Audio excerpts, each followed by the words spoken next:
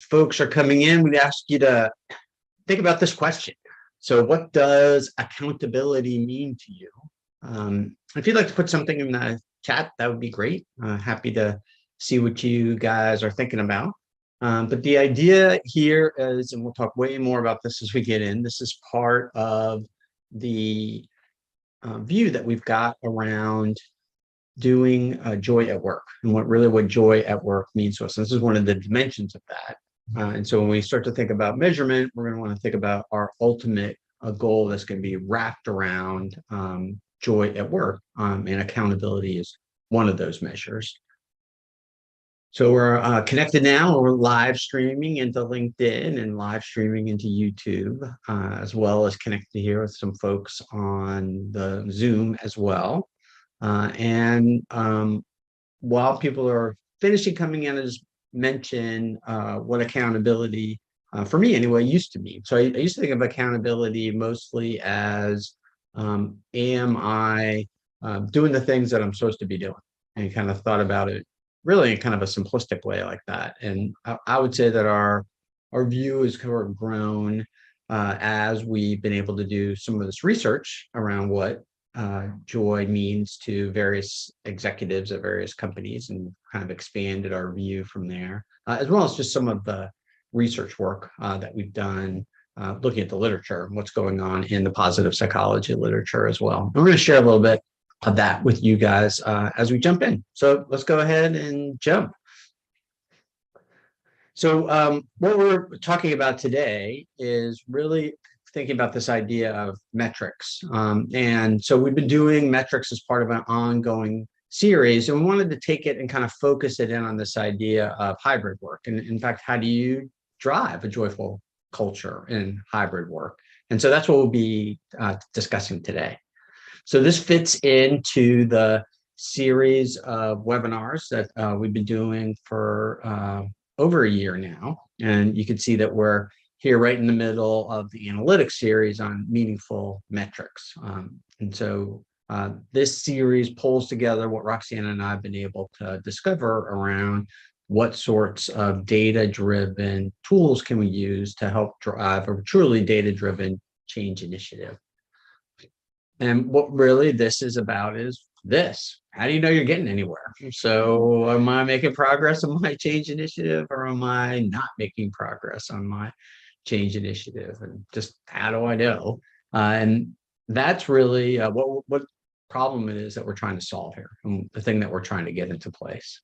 And so here are the things that we want to talk about. So first, what is the value of data-driven change? So a little bit of how to overcome some of the typical arguments that are there. So give you some insight into that. And then from there, moving into how do you actually get that insight? This is the how do you know if you're making any progress part, what's in the middle here. So how do we go really from this progression of I have data, now I've got information, and then finally actually know something. I truly have knowledge. And then lastly, maybe not super surprising since our company is called The Change Decision, we want to talk about how that plays into decision making. So how to make a values-based decision. And that means something quite specific. And so we'll talk about what that is and how what we're talking about here can help you make all of that happen. So let's jump into data-driven change management, and really about how to get to use it, like how to overcome some of these objections that might otherwise be there. Yeah, but before we do that, want to acknowledge the skeptic point of view. And this comes from my decades of spending time with engineering, especially software engineer type and analytics type, just about the skeptical mindset about whether or not you can actually measure change.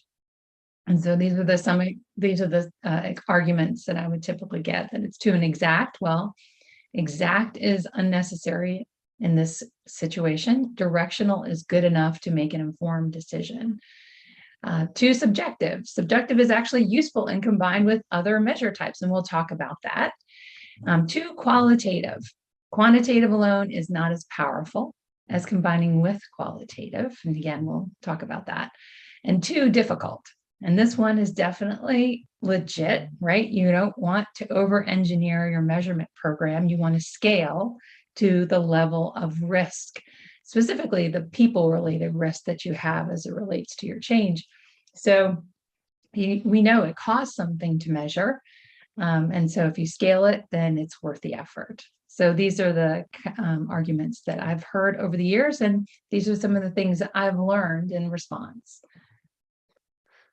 So let's get into a little bit about, what are we talking about when we get here? And I'm throwing this map of mathematics up mostly because I think it's interesting. We have these little cartoons in here, but this was put together, as you can see, by Dominic Walleman, who's put it out as a public use. And I think it is interesting in that it kind of gives you all these different elements of it, but then a little bit of characterization about what they are. And when we're talking about the stuff that we're going to do, really in any practical business case, we're on the right-hand side in the blue part, which is really applied mathematics. And we're going to hang out mostly really in the middle around some of the statistical stuff in there. And for those of you who might be slightly math phobes, don't worry, it's not going to be anything painful, but there are a few things in here that are helpful. And so just to talk about some of those concepts. And one of the first ones is, what are the kinds of different ways to think about analyzing something, if you want to use that heavy word. And so we can think about things as being descriptive or predictive or prescriptive. So descriptive, just as the word says, we're just describing it, right? So you talk about things like probability and statistics, or you make a graph, do a visualization in Excel as an example and just graph something. Helps you to describe what's going on with the data that you've got. Predictive means that you're actually going to make a prediction about what's going to happen into the future. And there are more sophisticated tools to go do that, regression and simulation, and much of what's around behavioral economics is about predicting what's going to be going on in the future. And then prescriptive means that you're able to pull something together and you know exactly what the right answer is. So when we do optimization or game theory and decision analysis, that's about saying, here is the right answer, and go do this and you'll get the best outcome you possibly can.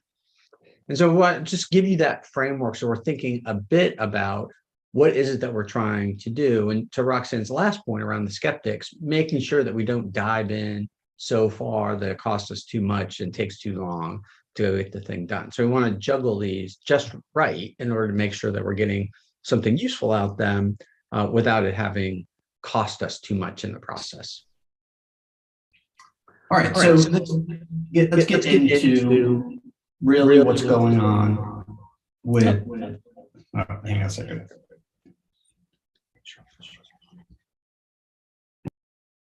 Okay, so sorry about that. Make sure that we're get now into how do we actually do this, right? So how do you actually get insight? And what's important here is this movement idea of data to information to knowledge, right? So data is the stuff that you've collected. Right, you got a bunch of numbers on a spreadsheet. It doesn't tell you anything, right? You just got it. To get to information, we got to do something with it and analyze it a little bit. And then to get to knowledge, we got to react to what we think is happening. So we've made our prediction. Now we see what happens. Now we get knowledge about what's going on. And so those three are distinct, and we want to make sure that we're paying attention to them and which ones are we actually playing with as we get to all of this. And so here's the basic framework that we like to think about. Yeah, so when you think about measuring change, often we talk about surveys, right? We survey people to find out readiness for change, as an example. We do surveys as it relates to culture, if we want to know, excuse me, about engagement. We would consider that self-reported. What are people saying about their readiness or engagement? What we would also add are observable and existing metrics. Sometimes we add observable in the behavior we see objectively in change programs, and sometimes we don't. But oftentimes we don't use existing metrics. The existing metrics are about the metrics that the company already monitors. And typically, whenever you're implementing a change, you're hoping to have some change in those numbers in some way, improvement of some kind, reduction of something of some kind, or even just things remaining stable could be a goal. But oftentimes we miss that part about what existing metrics do we have an interest in as it relates to this change. The thing about this combination is it leads to what you see there, actionable insights. We can look at any one of these things in isolation, and it would tell us something, certainly. But it's when you look at them in aggregate that you start to see a bigger picture. You can start to look at what's happening more fully, and you start to see a story happening. You can also see themes and inconsistencies. So if people say, yes, I'm ready, but they don't actually go to training, for example, you might be concerned about that. Well, maybe there's going to be a problem later on, or if they're not actually doing the thing you want them to do, or if they're not behaving differently, there could be something there to focus in on. So it's in combination that you really get something that's insightful and actionable. And this is how we see change and joy at work going together. We are a big proponent of joy at work. We think change professionals have a unique position to influence the culture because they know how you introduce change impacts the culture, and how you do it has an impact. So we think of these things as going together. So how you implement change can have an impact on the culture. So joy at work, as we would call it, and those 10 dimensions that you see on the right-hand side. And then how the company responds has an impact on how well the change goes. And what we would say is that we are looking for signs. How do we know? What do the signs tell us that, it's going well or not? And how might we adjust our change approach so that we can see more signs of progress that we're looking for? And the metrics go with that. Yeah, and this word signs is going to come up as we start to talk about the metrics and really get into them. Like, if we're going to be super simple about it, just think of the metrics as, how do you know? What are the signs that it's going the way that I want it to go or not going the way that I want it to go? And I wanted to just zoom in a bit on this word accountability. So this is one of the 10 dimensions of joy that we've discovered in the work that we've done, the research that we've done. And we want to highlight it here because it fits into the example that we want to use. So we want to give you a little bit of an example to sort of drive through here. We're going to talk about a change to hybrid work. So imagine a software company that's like everybody else 2 years ago, sent everybody home. And now they have decided that they, instead of being a fully in-person place, are actually going to use their offices, some. But they're also going to be more intentional about the remote work that they're doing. I think a lot of people were not very intentional because we were all just scrambling to make it work. And we just started using Zoom and using these other tools, but not necessarily thinking about, well, when do I use which? So part of the process here is, when do you want people to be in the office? And when do you want them to use Zoom or email or Slack or whatever other way that people communicate, and to be really intentional about it?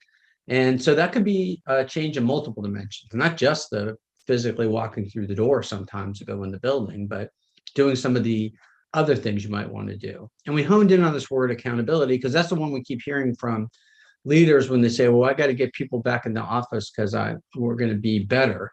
And they'll be more accountable to the work. And it's good for the culture too.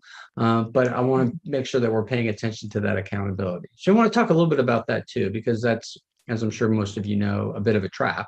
And we want to make sure that we're doing it in a useful way. So as we go through this example, if you'd like, you can follow along with us and do it with us. But if you have another one, a different example in mind, you want to take your own example through this process that we're about to take you through, that's great, because I think you can get the beginnings of a change measurement plan really here in just the next 15 minutes or so that it's going to take us to walk through it. And so hopefully you'll see that it doesn't have to be this big, heavy thing. It's actually relatively straightforward to do with just a few questions to sort of prompt you along. So as we get into that, this is what we mean by accountability. So I just wanted to give you our version of it. Accountability is the willingness to be held to promises made both explicitly and implicitly.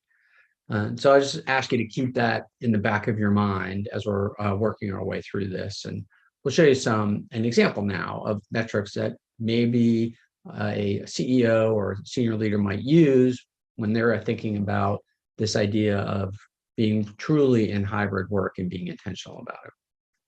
So the first thing I'm sure many of you are familiar with, which is let's do a survey and get some survey information out about what's going on. So this is the self-reported part that we had talked about before. And this is a pretty common question. I feel ready for the change. So in this case, part of that change might be going back to the office. Part of that change might be using the tools differently, Zoom and Slack and all the other ones that are there. And let's say in Q1, you got 60% said yes. And then in Q2, you have 30% said yes. So you might be initially bummed out about, oh my gosh, the numbers are going down dramatically. But that also might be that something has happened. Communication has gone out. People are starting to really internalize what this means. What I think is important here, and this goes all the way back to what Roxanne was talking about with the skeptics, is this is subjective data, right? This is my personal view of how I think about my readiness. The word feel is in there, right? Only you as a human can know how you feel.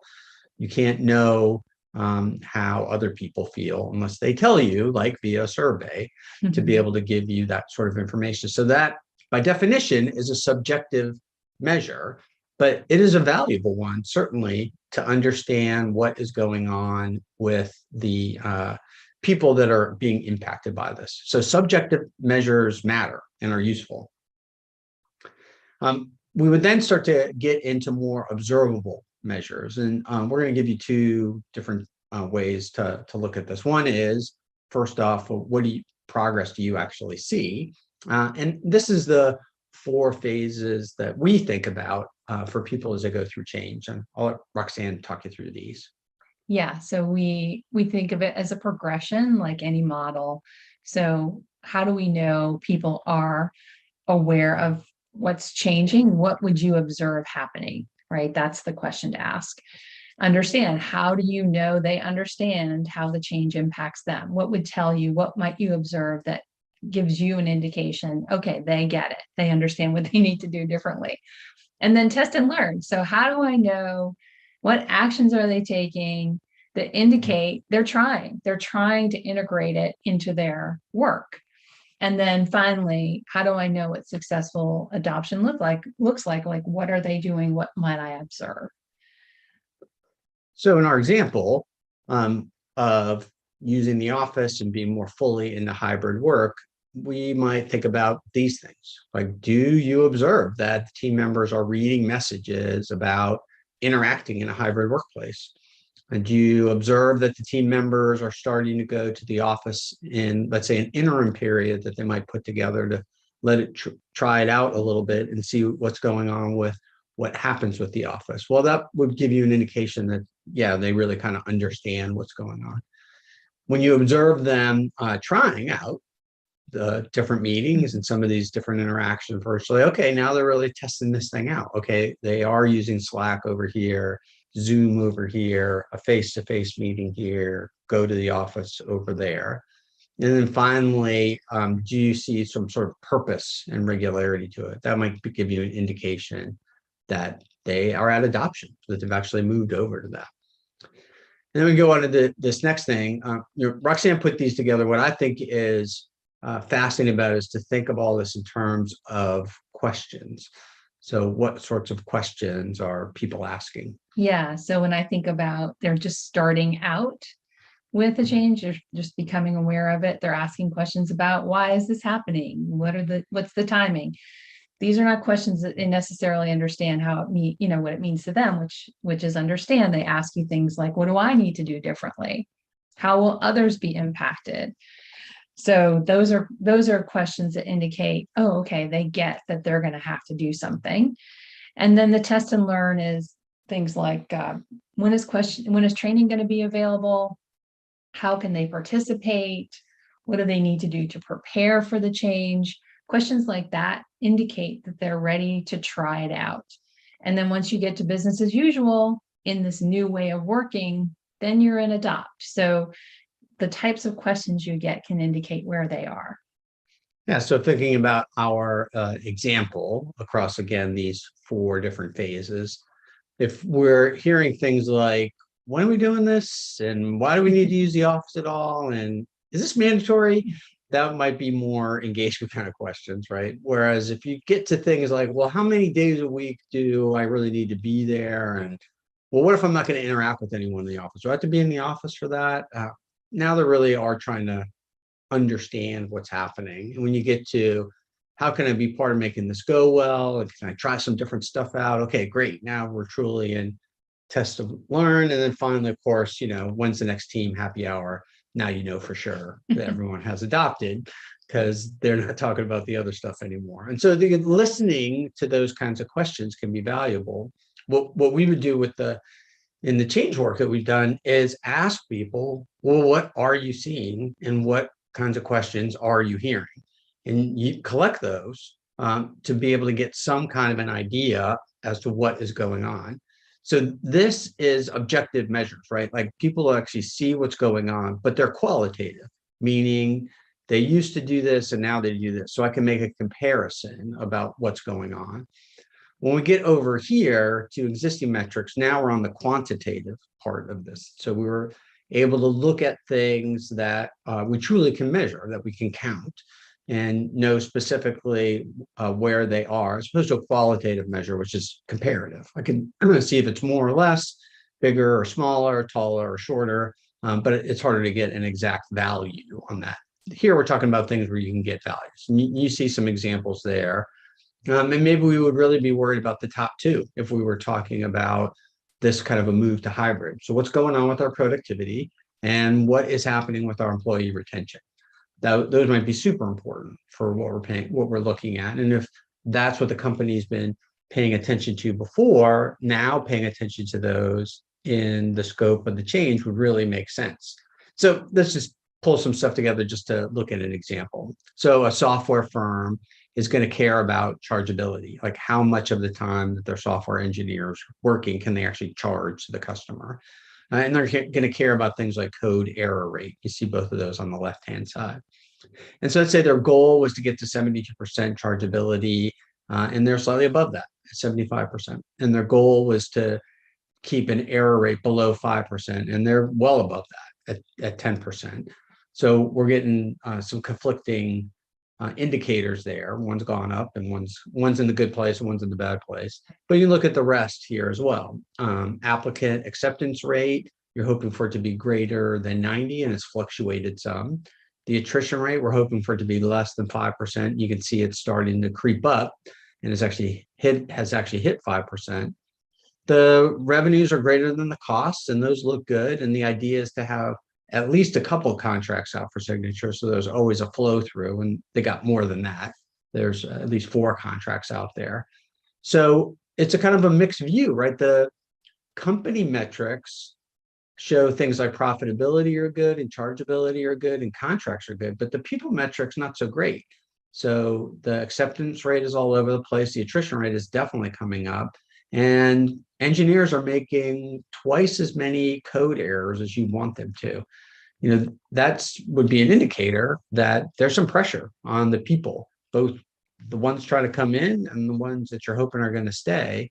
And you're not getting the sort of quality level that you need, even though your company metrics are doing well. Mm-hmm. So if you could marry that with what are you seeing and hearing, and marry that with what are people actually telling you via a survey, now you start to be able to get to a place where you really have a full view about what's going on.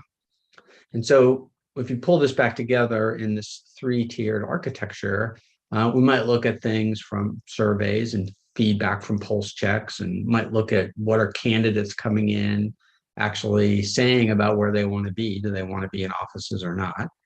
That's the self-reported stuff, right? That's subjective. That's particular to the person, but still valuable. We might look at observable behavior. So are people actually going to the office more, asking questions about the office, interviewees, responses about that? Those are going to be objective, but qualitative, right? We can't put a number on it, but we could say, is it more or less? Is it happening more frequently or less frequently, as an example? And then lastly, the existing metrics, like the ones that we just saw, those are also objective, but now quantitative.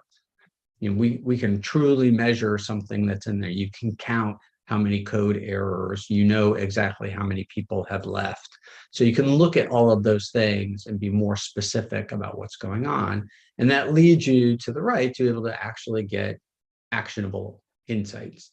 And you see a series of questions in there that you might want to ask and say, given the information that we've got on the left, because now you're at information, can I now make some actionable insights, make a decision based off of those, see what happens, and then that moves us over to knowledge to actually get smarter about what's going on, to really understand what's happening here. And so that's how we would frame all this together. The key for all of this is to do these 3 layers, because any one of them could probably lead you astray, but the 3 together give you much more of a full view of what is going on with the organization and the change, and you'll do better as a result of that. So the last piece in here, and just I think it needs to be said when we're starting to talk about anything that has to do with putting a metrics plan together and starting to think about goals, is how are you bringing into your consideration what might be changing out there that's impacting the work that you're doing, right? So the first step is you got to have some goals, right? You can't know if you're making progress on the change, and there's certainly nothing to go measure if you don't have any goals on what you're going to go do. And I get that often that they can be nebulous, right? So we might be doing something because it's good for our culture, and like, okay, great, but what does that really mean? And so teasing some of that out is going to be valuable. Even a qualitative goal is going to be better than no goal at all. Quantitative is nicer, but even a qualitative goal, it says we'll be better at this or faster at that. That could be useful. We're also going to have to look at our ability to measure those goals, right? So we'll, when we're thinking about how we put this together, which we'll talk about in just a minute, we might put an awesome plan together, but if we can't actually measure what's going on, then that becomes very difficult to put a measurement plan. And then lastly, we may get some external forces that would push us to change our goals. And so we would argue that you should do that, right? So whatever change plans people had in place 2 years and 2 months ago all went out the window when COVID hit. And it would be foolish to say, well, we set those goals and we don't change them, and we're keeping them in place, when you can't do that, and something is going to have to happen. That's an extreme example, but that's no less valid than smaller examples. You just might change the goals differently as a result of that. So we highlight this because people can become overly rigid about these things and basically crash your measurement program because you're not willing to pay attention to what's going on with these. And it won't work. You won't get the results that you want. All right, and so in our third section, we just want to talk about decision making. And so ultimately, in our view, you're trying to understand all this stuff so you can go make smart decisions so that you can go impact the change in the way that you want to be able to impact the change. And what we're trying to do is set this up so that you can bring a group of people together to make decisions that have what we call a high level of decision hygiene. And that might be kind of a weird, wonky term. What we mean is not that you can somehow objectively know that you've made the right decision. What we mean is that the process that you've gone through with the people is as good as it can possibly be to get to the best decision. So that kind of revolves around this idea of value-based decision making. Ralph Keeney wrote this book, it's almost 30 years ago now, that talks about flipping how people go about making decisions. And what he says is that you should start with, what do you care about? What do you value first, and then go to make the decision. And just to give you a silly example, but I'm sure you guys have all experienced it, at least to some extent, and that is when you're going out to dinner with a bunch of friends, your spouse, whatever, and you say, hey, where do you want to go? You're like, I don't know, where do you want to go? When you start throwing out possibilities, where we could go to this restaurant, we could go to that restaurant, and you're going round and round and round. And the reason for that is that you started backwards. You're at the end, the possibilities, the alternatives, where meanwhile, you and your spouse or you and your friends have different things that you care about. And so you're each evaluating which place to go differently. And that's why it's a horrible conversation that you can never really get clear about. Especially with a team. Especially with the team. And so instead, start with, what do you care about? What do you value? So to just keep pushing our example, I want a place to be casual. I want to be able to sit outside, and it'd be great if there was live music. And if the person you're going with wants a formal, inside and quiet, well, you're in trouble because you're not going to find a lot of good intersections. But at least now you know why it is that you can't decide. It's because you're evaluating these things differently. That happens in organizational world all the time. People have different things that they care about, maybe about their particular area or about their view of their job. All kinds of different things can come in, and getting those on the table really helps to be able to pull this together. By the way, we do that all the time when we start to talk about where do we want to go for dinner. I'll say, all right, well, what do you value? Right. You might want to try it out. It's very easy to do it. Thanks, guys, for coming. Rosalinda, thank you so much for coming. Go ahead and drop for your call. The other part that kind of comes with this is once you're starting to get these metrics together is to go through this process to really make sure you got the right stuff together and to think about what you're going to go do. So the first part is selecting the metrics. So first, determine what you value. Start with that. And then brainstorm the metrics. And there's actually quite a bit of depth that we could go into with this, but I'll just give you one pro tip. My pro tip on brainstorming metrics is first, ask everybody to do it individually, like literally write them all down. And then ask how many everybody got. And then tell everybody that whoever had the highest number, that's the new goal. And everybody's got to get to that goal. And amazingly, people will be able to come up with more metrics, right? They'll say, are you done? I'm done. And say, no, you got to do more. Somehow they do more. So they'll get through all that. And then after, the next step is to start to narrow down the possibilities. Because what you'll find is that people have picked metrics that go after the same thing. And so you don't need 3 different metrics that really indicate the same thing. And so you could winnow them down a little bit that way by walking through. Second step is to test the impact. So first you want to understand, what does the possibility shape look like? If I want to be a wonky mathematician, I would say, what is the distribution of the data? But that basically just means, what's the high value and the low value? What do you think the most likely value in the middle is? Probably the average or something like that. And if you could describe the shape, that's helpful.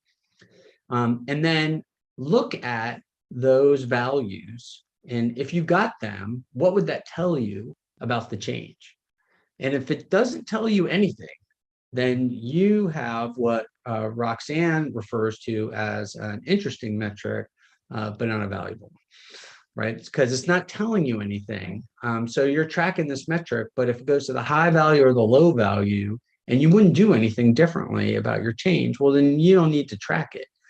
So think about where those metrics are, and are they really telling you something that's useful? That's a good thought exercise to give to leaders as well. When they say, oh, I really want you to track that. I'm like, okay, well, let's say I hit 100% of that. What would you do? Oh, well, nothing. All right, what if we would hit, negative 100% of that? Oh, no, still nothing. I'm like, okay, well, what are we tracking the thing for that? Because we're not really getting anywhere to be able to do something useful. And then third, make contingency plans. And that's really about thinking now while you're calm, what would you go do should the metrics go to their extremes? And then create a plan for that. Often that's referred to as a pre-mortem. So you're conducting a pre-mortem exercise, imagining the failure before you ever get there, and then stepping into what can you go do about it? So that I think could be really helpful, because now you've got these pulled together and you're ready to be able to go take action on what's coming together. So just as a summary then of what we've talked about, we want to be able to get to useful information. So what do you need to know in order to be able to make a decision? We want to get in there and state what you value. So you're asking questions about what do you value before you decide something. And then coming back to this idea of accountability, as a leader, what are you going to hold yourself accountable for? So decide maybe how you want your people to experience this change process. As a change practitioner, same. what are you going to hold yourself accountable for? So where are you going to push your leaders and where are you not, based on how you want this to be for the people that are actually experiencing the change. All right, so I feel like I skipped one. No, I made it. Okay, so the next series that we'll be coming together with is Grow Joy at Work. That's going to be later on this month in a couple of weeks. So that's more in our leadership series, as you can see on the right-hand side, and we'll be talking about how to take some of these tools, this approach that we have, and a lot of our research that we put together around joy at work, and put that into this whole approach. And I'm putting into the chat for you a link to a guide that Roxanne and I put together that talks about this, a guide to growing joy at work. And it maps into what we'll be talking about next week when we get there to talk about that particular topic. And you can here's an example of that guide. And really what we are doing here, what we're trying to accomplish is, and this may sound overly blown to some extent, but we're trying to create a community of joy at workers. Maybe if we were going to get super ambitious, a bit of a movement on how do we think and act differently in the work world so that we're driving towards a more joyful workplace. And we're actually, this says Joy Research Project, and we're serious about that. So we're actually doing research. I've got 2 research assistants now that are lining up to help us get through processing some of the interview work that we've done, and actually pull things together to be able to look at it even more quantitatively than we've been able to do so far. So we're pretty excited about the progress that we get to keep making on these.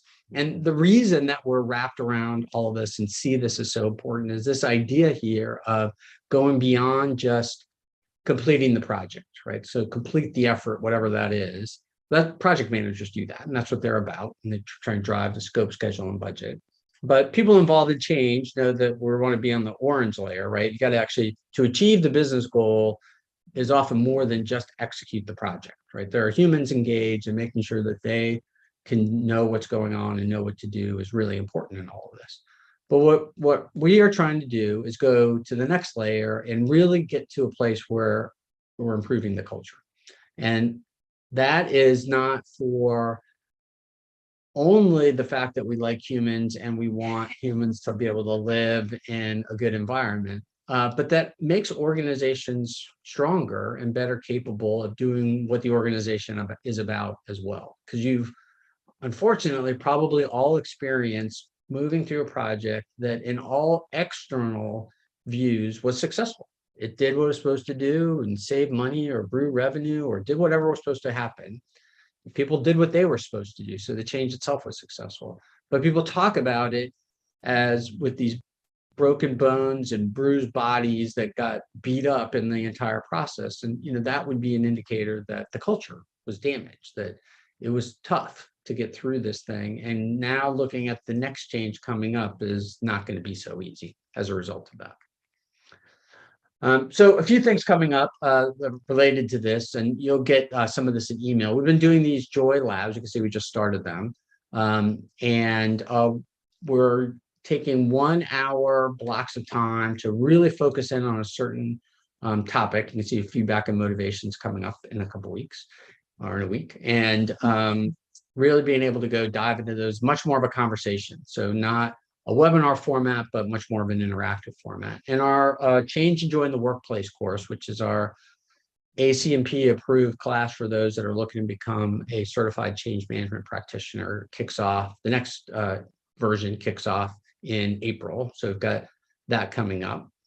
And the thing we really wanted to highlight for you guys is the series of do-it-yourself guides. And we have one out there for calculating an ROI.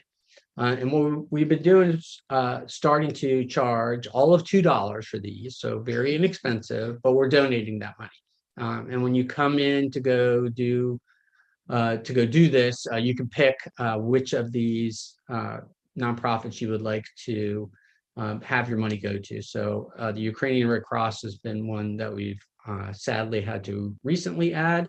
but two organizations that are important to Roxanne and I. The JDRF is the Juvenile Diabetes Research Foundation. So I have a daughter with type 1 diabetes, and they do research around taking care of that and improving it. And then Ricky's Refuge is a animal rescue sanctuary here in Virginia, which is amazing and what they're able to do. And they have hundreds of animals in a gigantic preserve, but it takes money to take care of them and feed them. But what's important about the DIY guide is that we walk you through how to do this. So we've done webinars on calculating a change ROI. This actually takes you through step by step. So if you can follow our methodology here off of this guide and be able to do it just the same way that we go about doing it. And that's it. So thank you, everyone, for taking a little bit of time to come and hang out with us and talk about this topic. Just put this up here so you guys can see how to stay in touch with us if you would like to be able to do that. If you got any questions or want to lay them on us now, throw something in the chat. Those of you on Zoom want to come off the Zoom and be able to ask your question, that'd be great as well.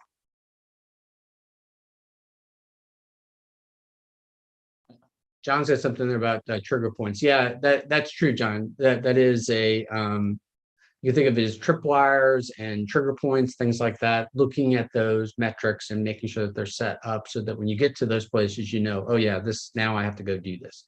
So exactly that's totally analogous to that kind of a setup. Well, all right, everyone, we got here at the end of our time. We missed one. We have one from Alvin. Oh. I think change leadership metrics also need to be considered as when leaders talk about accountability, it also includes them as well. Yes. With leading and lagging indicators. Absolutely, right? Leader sets the tone, right? So totally with you, Alvin. People are going to take the cue from the leader completely. So yeah, and that's partially why we want to bring attention to it so that there's that self-reflection. And you know, what kind of messages are they sending that might be either encouraging accountability in others or getting in the way. So yeah, thank you. It's a really good one to keep highlighted. Make sure we're paying attention to it. I love the leading and lagging thing as well. I think that's very important. Yeah. We also like to think in terms of input and output metrics. So what are the things you pay attention to that you think are going to drive the thing? And then what are the metrics that actually tell you if the thing is driven? That's a whole other discussion that's going to take longer than the next 30 seconds that we have left to describe. But I'll just leave that thought with you guys. But I love the idea of making those categorizations because I think those are really important and valuable. All right, friends, I think that's it. Thank you very much for spending some time with us. And we hope to see you in the next one coming up in a couple weeks. Take care.